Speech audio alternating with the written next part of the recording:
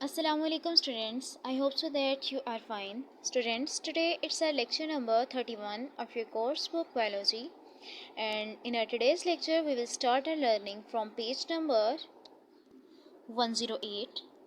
As you can see here students, a topic has given on this page number named as characteristics of enzymes. Students, today we will make a discussion about the characteristics of enzymes. There are several characteristics of enzymes. Students, in 1878, Wilhelm, he was a physiologist, ठीक है, Wilhelm ने use the term enzyme for the first time. इसने क्या किया था, enzyme के term को पहली दफ़ा इंट्रोड्यूस करवाया था. ये एंजाइम के टर्म को फर्स्ट टाइम इस्तेमाल किया था.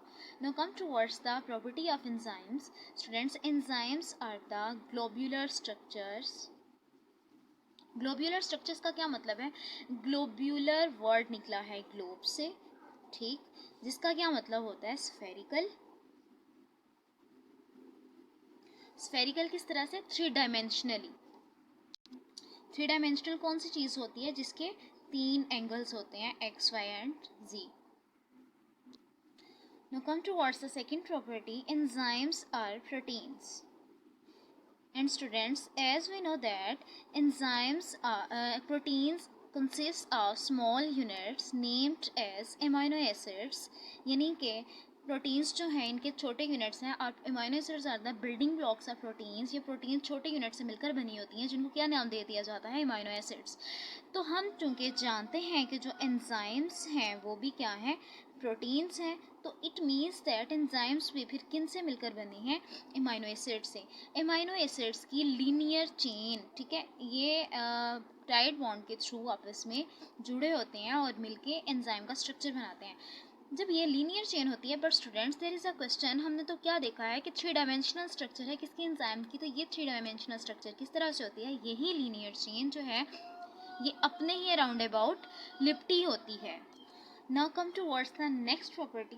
अच्छा, पहले इसको हम कंप्लीट करें कि ये जो चेन है अपने ही ऊपर लिपट के क्या बना देती है, एक three dimensional structure. Next property is कि जो एंजाइम्स हैं वो तमाम रिएक्शंस जिनको एंजाइम्स कैटालाइज करते हैं उनका रेट ऑफ रिएक्शन जो है वो बहुत फास्ट होता है देन उन रिएक्शंस के जिनको कोई भी कैटालिस्ट कैटालाइज नहीं कर रहा होता. उन रिएक्शंस का रेट किस तरह से तेज़ होता है? क्योंकि बेसिकली जो एंजाइम्स है वो एक्ट करते हैं एज कैटालिस्ट. तो कैटालिस्ट का क्या काम है? रिएक्शन की एक्टिवेशन एनर्जी को लो कर देना. तो जब एक्टिवेशन एनर्जी को लो कर दिया जाएगा तो इट मीन्स कि वहाँ पे रिएक्शन के दौरान रिएक्टेंट्स को प्रोडक्ट में कन्वर्ट होने में कोई भी रुकावट पेश नहीं आ रही, तो वहाँ पे रिएक्शन जो है उसका रेट फास्ट हो जाएगा. Now students come towards and other catalyst and other property of enzyme कि जो ये एंजाइम हैं ये खुद रिएक्शन के दौरान कंज्यूम नहीं होते, नॉट कंज्यूम, ठीक है. इनकी कंज्यूमर रिएक्शन के दौरान नहीं होती बल्कि ये हमें प्रोडक्ट में एज इट इज़ हासिल हो जाते हैं. जैसे कि क्या होता है कि एंजाइम प्लस सबस्ट्रेट, ठीक है, फिर क्या बनता है, एंजाइम सबस्ट्रेट कॉम्प्लेक्स बन जाता है और नेक्स्ट स्टेप में एंजाइम हमें एज इट इज़ हासिल हो जाता है और प्रोडक्ट उसका बन जाता है. ये जस्ट सबस्ट्रेट के साथ अटैच होकर उसको प्रोडक्ट में कन्वर्ट करके और खुद लास्ट पे हमारे पास एंजाइम जो है एज इट इज़ बच जाता है. Next property is enzymes are specific. They are very specific in nature. किस तरह से वो स्पेसिफिक हैं कि हर रिएक्शन के लिए कोई स्पेसिफिक एंजाइम ही होगा. हाँ, ऐसा हो सकता है जैसे कि हमने यहाँ पे देखा है कि एंजाइम सबस्ट्रेट के साथ अटैच हुआ, उसको प्रोडक्ट में कन्वर्ट कर लिया और खुद एट द एंड हमें एज इट इज़ हासिल हो गया. अब इसी किस्म का कोई दूसरा रिएक्शन होगा तो उसमें हम ये एंजाइम इस्तेमाल कर सकते हैं, बट इस एंजाइम को हम किसी दूसरे टाइप के रिएक्शन में इस्तेमाल नहीं कर सकते. Different type of reaction require different type of enzymes. या हम यूँ भी कह सकते हैं कि enzymes are very specific in their nature, वो सिर्फ अपने ही अकॉर्डिंग सबस्ट्रेट को अपने साथ अटैच करेंगे और उसको प्रोडक्ट में कन्वर्ट करेंगे और वैसे ही रिएक्शंस परफॉर्म करेंगे। उसके अलावा किसी और किस्म का एक ही, यानी कि हम एक एंजाइम से मुख्तलिफ रिएक्शंस जो है वो परफॉर्म नहीं करवा सकते, एक एंजाइम और एक ही टाइप के reactions. Now students come towards the next property. Enzyme का सिर्फ कुछ ही हिस्सा जो है वो इन्वॉल्व होता है, एक्टिवली इन्वॉल्व होता है रिएक्शन में, और उस हिस्से को हम क्या नाम दे देते हैं, एक्टिव साइट। एंजाइम का सिर्फ कुछ ही हिस्सा इन्वॉल्व होता है रिएक्शन में और उस हिस्से को क्या नाम दे दिया जाता है, एक्टिव साइट। अब एक्टिव साइट का क्या काम है, इसने सबस्ट्रेट को रिकॉग्नाइज करना होता है कि कौन सा सबस्ट्रेट इस एंजाइम के साथ अटैच होगा और उसको प्रोडक्ट में कन्वर्ट करा देना है या उसका ये रिएक्शन जो है वो कैरी आउट करवाना है। लेट्स सपोज जैसे कि this is the structure of enzyme, इसमें ये जो चीज़ है ये क्या है, एक्टिव साइट, और ये इन्वॉल्व होगी रिएक्शन में, ठीक।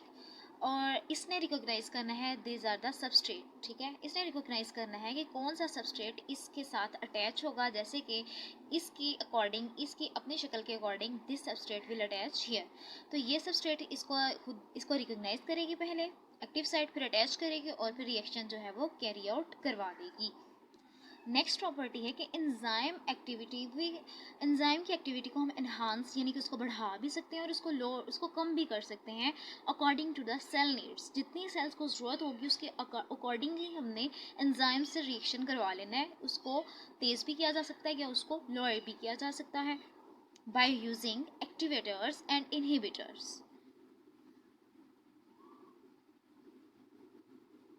एक्टिवेटर्स और इनहिबिटर्स, ठीक। एक्टिवेटर्स वो होंगे जो कि एंजाइम की एक्टिविटी को एनहांस कर देंगे और इनहिबिटर्स वो होंगे जो कि एंजाइम की एक्टिविटी को स्टॉप कर देंगे। स्टूडेंट्स, कुछ एंजाइम्स ऐसे होते हैं जिनको वर्कआउट करने के लिए किसी भी किस्म के इजाफी कंपोनेंट की ज़रूरत नहीं होती, but some enzymes are such that which needs some specific component in order to perform their work, and those components are named as cofactor, and this cofactor may be any organic or inorganic molecule। या तो ये कोई organic molecule होगा या फिर कोई inorganic molecule होगा। अब अगर कोई ऑर्गेनिक मॉलिक्यूल जो है वो उसके एंजाइम के साथ टाइटली बाउंड हो तो वो क्या बना देगा, प्रोस्थेटिक ग्रुप, अगर टाइटली बाउंड हो। और अगर ऑर्गेनिक मॉलिक्यूल जो है वो एंजाइम के साथ लूजली अटैच होगा, लूजली बाउंड होगा, तो फिर क्या होगा, उसे हम कोएंजाइम बोलेंगे। और next and last point about the characteristic of enzyme is, enzymes जो हैं वो मेटाबॉलिक पाथवे बनाते हैं in their reaction. Metabolic pathway का क्या मतलब है, जैसे कि एक एंजाइम था और एक सबस्ट्रेट था, उन्होंने रिएक्शन किया और क्या बनाया, ES कॉम्प्लेक्स, और लास्ट में हमें प्रोडक्ट हासिल हुआ और उसके साथ एंजाइम जो है वो एज इट इज़ हासिल हो गया। अब ये जो प्रोडक्ट है, ये product will be carry out with by any other type of enzyme or by any other enzyme as a substrate। यानी कि यहाँ पे एक एंजाइम ने जो सबस्ट्रेट अपने साथ अटैच करके उसका प्रोडक्ट बनाया है, ये प्रोडक्ट नेक्स्ट किसी दूसरे एंजाइम के साथ जब अटैच होगा तो ये प्रोडक्ट पहले एंजाइम का, लेकिन उस एंजाइम के लिए क्या होगा, ये उसका सबस्ट्रेट, उसके साथ अटैच होके फिर से ES कॉम्प्लेक्स बनेगा और फिर से product plus enzyme as it is वो पहले वाला अलग हो जाएगा और फिर से ये product will be carried out with by any other type of enzyme. तो इसको हम क्या बोलेंगे, अ metabolic pathway. So students, this is all about our today's lecture. Now come towards the reading. I'm going to start from the very first line of this topic. Listen to me very carefully. In 1817, a German physiologist Wilhelm Coney first used the term enzyme. कहते कि इस बंदे ने क्या 1878 में German physiologist विनहेम खोनी ने क्या किया था, एंजाइम के टर्म को फर्स्ट टाइम इस्तेमाल किया था. एंजाइम्स आर ग्लोबुलर प्रोटीन्स, ये ग्लोबुलर प्रोटीन्स हैं. लाइक ऑल प्रोटीन्स, दूसरी प्रोटीन्स की तरह enzymes are made of long linear chains of amino acids that fold to produce a 3-dimensional molecule.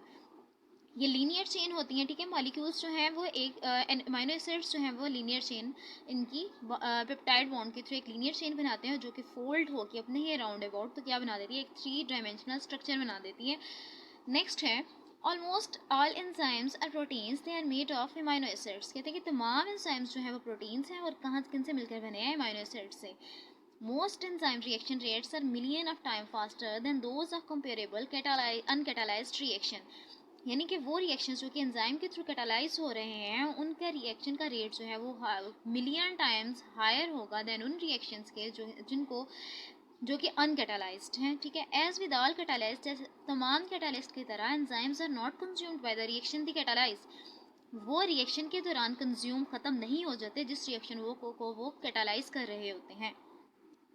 Students, see here in this box there is an interesting information that all biochemical catalysts are not proteins. तमाम biochemical catalysts जो हैं वो proteins नहीं हैं. For example, some or any molecules also catalyze reaction. Now turn your page and come on page number 109 and see here. Enzymes are usually very specific for the type of reaction and for the nature of their substrates. ये देखिए enzymes जो हैं वो बहुत ही specific होते हैं for the type of reaction के type के लिए and for the nature of their substrate, और अपने सबस्ट्रेट की नेचर की, यानी कि एक स्पेसिफिक सबस्ट्रेट ही स्पेसिफिक एंजाइम के साथ अटैच हो सकेगा in a specific reaction. Only a small portion of enzyme molecule is directly involved in the catalysis. कहते हैं कि सिर्फ छोटा सा जो पोर्शन है एंजाइम मॉलिक्यूल का वो कैटालिसिस में इन्वॉल्व होता है, जिसको क्या नाम दे दिया जाता है, this catalytic region is known as active site. It recognizes the bind substrate and then carries out the reaction. ठीक है, ये पहले रिकोगनाइज करता है, फिर सबस्ट्रेट को बाइंड करता है and then carries out reaction, और फिर रिएक्शन स्टार्ट करा देता है. Enzyme production can be enhanced or diminished by a cell according to needs. यानी कि enzyme production can be enhanced और डिमिनिश्ड बाय, एंजाइम की प्रोडक्शन को, एंजाइम को की पैदावार को हम बढ़ा भी सकते हैं और या कम भी कर सकते हैं. किससे, enzyme according to cell needs, जितनी कि एक सेल को एंजाइम्स की ज़रूरत होगी. Enzyme activity can also be regulated by inhibitors and activators. Enzyme की एक्टिविटी इनहिबिटर्स और एक्टिवेटर्स के थ्रू कंट्रोल की जाती है. Some enzymes do not need any additional component to work. कुछ एंजाइम्स को किसी भी किस्म के एडिशनल कंपोनेंट की ज़रूरत नहीं होती अपना वर्क परफॉर्म करने के लिए. However other require non protein molecules और आयंस कॉल्ड कोफैक्टर. लेकिन कुछ नॉन प्रोटीन मॉलिक्यूल्स, क्योंकि एंजाइम जो हैं वो तो प्रोटीन्स हैं तो उनको नॉन प्रोटीन्स या आयंस की ज़रूरत होती है, जिसको हम क्या बोल देते हैं, कोफैक्टर्स. इसके अलावा cofactors can be either inorganic और ऑर्गेनिक मॉलिक्यूल. ठीक है, इनऑर्गेनिक कौन से, मेटल आयंस हो सकते हैं, और ऑर्गेनिक फ्लेविन और haem. If organic cofactor are tightly bound to enzyme they are called prosthetic group. अगर ऑर्गेनिक जो कोफैक्टर है वो बहुत मजबूती से जुड़ा हुआ होगा एंजाइम के साथ, तो उसको हम क्या बोल देंगे, prosthetic group. If organic cofactor are loosely attached with the enzyme, अगर वो लूजली अटैच होंगे, दे आर कोएंजाइम्स, तो उनको हम कोएंजाइम बोलेंगे. नेक्स्ट उन्होंने कोएंजाइम का हमें काम बताया. कोएंजाइम ट्रांसपोर्ट केमिकल ग्रुप, ये केमिकल ग्रुप को ट्रांसपोर्ट करते हैं from one enzyme to another, एक एंजाइम से दूसरे एंजाइम तक. सम इम्पोर्टेंट विटामिन्स जो हैं वो कोएंजाइम के तौर पर एक्ट करते हैं, जैसे कि riboflavin, thiamine and folic acid, ये विटामिन के नाम है. Several enzymes can work together in a specific order, creating metabolic pathways. Enzymes, कुछ enzymes क्या कहते हैं, कई enzymes ऐसे हैं जो कि मिलके काम करते हैं एक खास तरतीब के साथ और मेटाबॉलिक पाथवे क्रिएट करते हैं. In a metabolic pathway one enzyme take the product of another enzyme as a substrate. एक एंजाइम दूसरे एंजाइम के प्रोडक्ट को अपने सबस्ट्रेट के तौर पर ले लेता है. आफ्टर द रिएक्शन के बाद the product is passed on to the next enzyme. और फिर वो रिएक्शन के बाद अपने प्रोडक्ट को नेक्स्ट एंजाइम को दे देगा as a substrate. So students, this was all about our today's lecture. And if you have any misunderstanding, misconception or confusion, ambiguity in this lecture, you can listen this lecture again and again. And I assure you that if you will listen this lecture again and again, you will clear your all misconceptions, and you will find the answers of your all questions. Now students, I would like to say a goodbye. Stay blessed, stay safe, stay home. Khuda Hafiz.